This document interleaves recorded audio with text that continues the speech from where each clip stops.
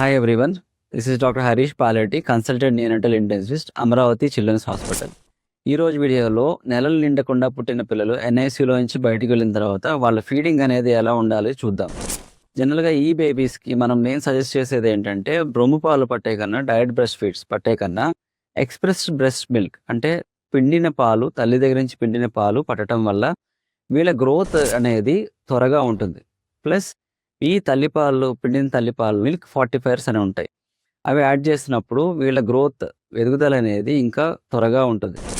వీలైనంత వరకు ఏంటంటే 2-2.5 2-2.5 కేజీల వరకు వీళ్ళు డయట్ బ్రెస్ట్ ఫీడ్స్ పట్టే కన్నా ఇట్లా పిండిన పాలు పట్టడం బెటర్. ఒకవేళ తల్లిపాలు కనుక రాకపోయినట్టయితే వీళ్ళకి ప్రీటర్మ్ బేబీస్కి సంబంధించి ఫార్ములా ఫీడ్స్ అంటే పౌడర్ పాలు ఉంటాయి, అవి కూడా పట్టుకోవచ్చు.